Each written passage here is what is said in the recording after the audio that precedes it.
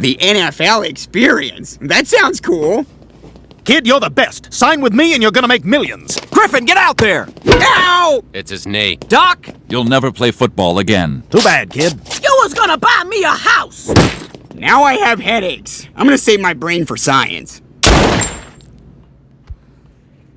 Ecclesiasticus 13, verse 4 through 5. If thou be for his profit, he will use thee. But if thou have nothing, he will forsake thee. If thou have anything, he will live with thee.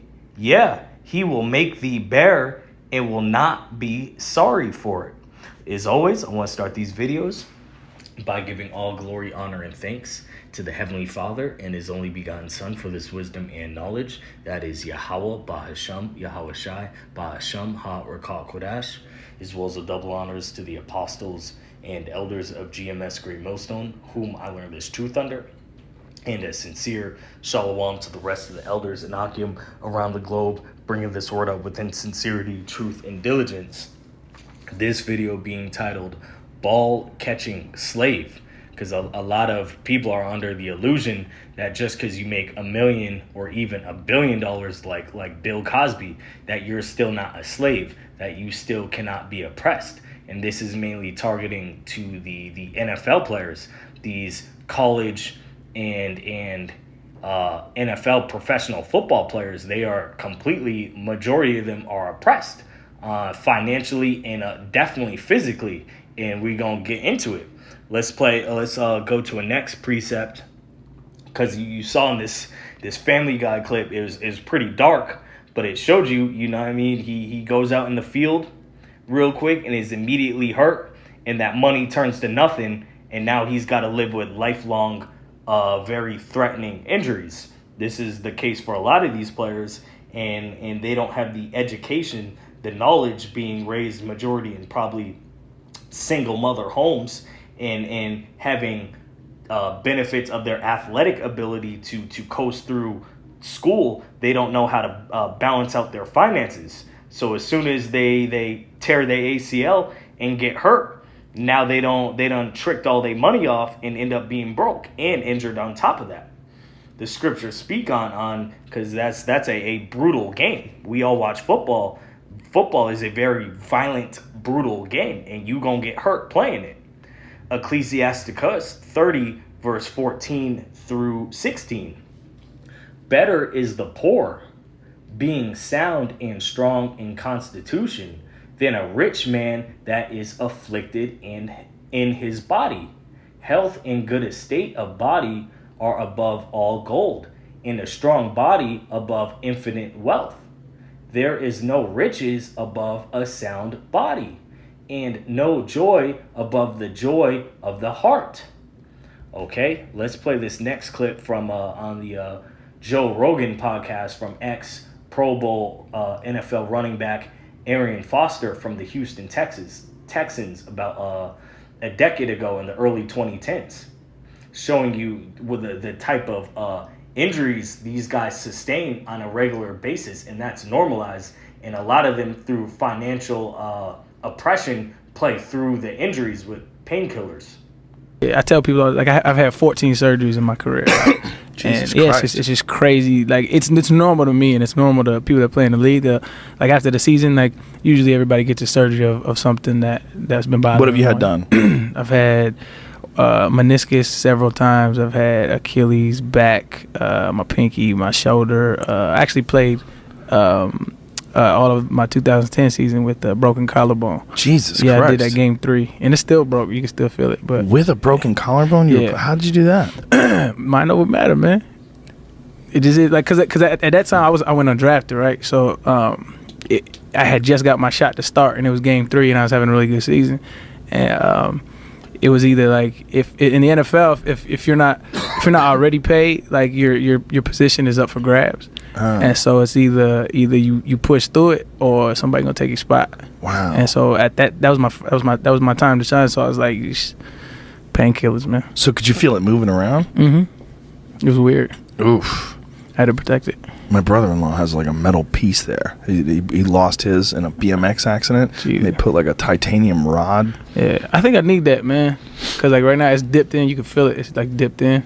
Did you ever like get it looked at? Nah, cause I didn't want him to know I was hurt, and so because like they bring that shit up like during when you're negotiating your contract. It was like, oh, well, he missed this because he was hurt, and they use it as leverage against you, and so. 2012 was when I signed my contract. The day after, I was like, yo, I just want to let y'all know I broke my collarbone 2 years ago. And they was like, no way. I was like, yeah. They was like, no way. So I was like, get an x-ray. Wow. And so we got an x-ray. It was like, holy shit, you did? Which is insane, man. Could you imagine breaking your collarbone and then playing professional NFL level football for 2 seasons and not bringing it up till after your contract? You got a new contract. That's crazy, but that is oppression. That's, even though Jake might be getting millions of dollars and he got a nice big car and or a nice big house and fast cars. First of all, these guys only get paid by the game. Second of all, a lot of them doing the curses from their background don't have the knowledge to sustain that wealth, and they only getting paid per game. So where's their money going the rest of the year? And they find they are physically catching hell. That's playing with a broken collarbone for 2 years. That's crazy. So once again, Ecclesiasticus 30 verse 14. Better is the poor being sound and strong of constitution than a rich man that is afflicted in his body. Health and good estate of body are above all gold, and a strong body above infinite wealth. There is no riches above a sound body, and no joy above the joy of the heart. Okay, in this next, I don't want to get a strike from the NFL. They get touchy on that. Oops, Salakia. But I'm gonna just show you, because a lot of these Jakes, whether it be college football, you might play for the University of Arkansas or Texas, Alabama. You might play for the Miami Dolphins or on this clip, the Green Bay Packers. But if that same Jake who scored a touchdown or caught an interception on your favorite team, you were to see outside of uniform walking around in your neighborhood, you probably call the police on him. But because he scored a touchdown on your team, it's all good. And it shows you in this clip. I'm going to run through it so you can see it. You can see the love Jake gets. Esau will give you love if you score a touchdown on his team, but that's only to entertain him.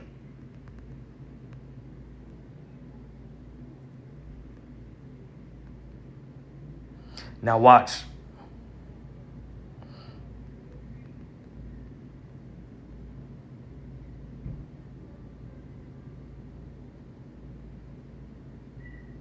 You see the love and admiration Jake gets, and this was a preseason game for scoring a touchdown, you know what I'm saying? But that same Jake walk around in your local grocery store, you gonna side at him and look at him like a N-word. You know what I'm saying? They going back to Sirach, the 13th chapter, verse 4.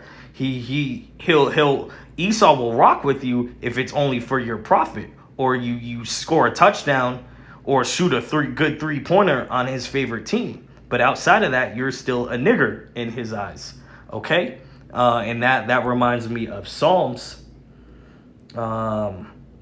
Because these just don't let the bullshit $1 million, yeah, they're making a lot of money, but the injuries that you see these guys go through and suffer through are completely gruesome. It's like car accident level of injuries. They are still being oppressed. Okay? Psalm 73 verse 5 through 8. They are not in trouble as other men, talking about you so-called self-proclaimed WHITES. Neither are they plagued like other men. Therefore pride compasseth them about as a chain. Violence covereth them as a garment. Their eyes stand out with the fatness. Their eyes stand out with fatness. They have more than heart could wish. They are corrupt and speak wickedly concerning oppression. They speak loftily. Going back to Arian Foster, this guy done broke his collarbone in because of contractual negotiations, he didn't want to mention it for 2 seasons because they'd finesse him over and screw him over on his contract. That's completely oppressive and he's got to live with that the rest of his life with a fucked up collarbone. Let's close off on this comedian. This guy's funny as hell. This comedian, most likely a Jake, Shane Gillis. He taps into this on one of his specials a couple years ago in Austin, Texas, concerning the oppression of Jake. But Esau will let it slide if you're good at sports, if you can entertain him. But that's what happened. It wasn't like the reason they desegregated the team. That's what the documentary focuses on, which is great because it wasn't like, oh, hey, fellas, it's 1971. Maybe we should get with the times. What happened was Alabama scheduled USC, Southern Cal. Alabama was confident. They're like, oh, white boys will take on anybody. And then USC came down to Alabama with a bunch of black dudes from LA and just beat the fuck out of Alabama.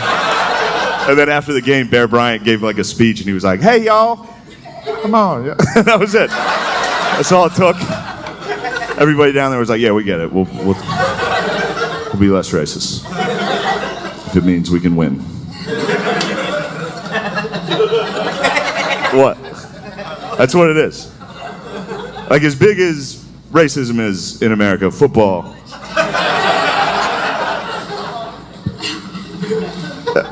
That's true. That's true. Look, there's a Disney movie, Remember the Titans, dedicated to what I just told you. The whole point of that, dude, that was one high school football season. Remember the Titans was like, it was 8 weeks. You know, that whole town went from like centuries of like, don't let them in our school, to just like, oh shit, the high school team's 4-0. Those are my brothers.